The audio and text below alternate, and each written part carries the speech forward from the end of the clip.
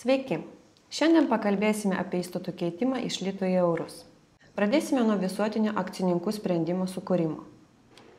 Įrašome įmonės pavadinimą, kodą, buveinės adresą. Nurodome šios dienos datą.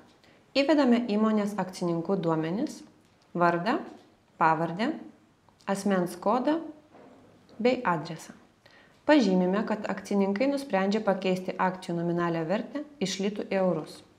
Tada dokumentą atspausdiname, pasirašome, nuskenuojame PDF formatu ir išsaugome kompiuteryje. Kitas žingsnis – dokumento pasirašymas elektroniniu parašu. Keliaujame į gosign.lt, dešinėje pusėje pasirenkame pasirašyti dokumentą. Įkeliame dokumentą, pažymime, kurioje vietoje bus matomas elektroninis parašas. Įvedame vadovo asmens kodą ir spaudžiame pasirašyti. Pasirašytą dokumentą atsisiunčiame.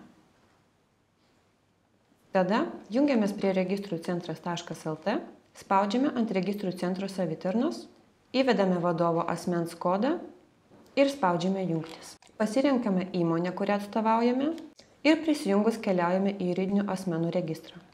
Spaudžiame juridinio asmens prašymai, pasirenkame prašymą keisti juridinio asmens duomenis ir dokumentus. Nurodome, jog bus keičiami kapitalo duomenys. Pažymime, kad keičiama tik įstatinio kapitalo išraiška eurais ir spaudžiame tęsti. Nurodome dokumento tipą ir datą.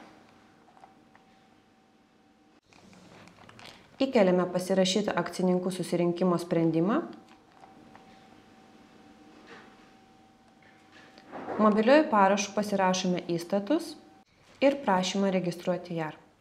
Dokumento būsena pasikeitė į pasirašytą ir spaudžiame tęsti. Registrų centrui suformavus krepšelį nurodome paslaugas užsakantį asmenį, pasirenkame apmokėjimo būdus ir spaudžiame toliau.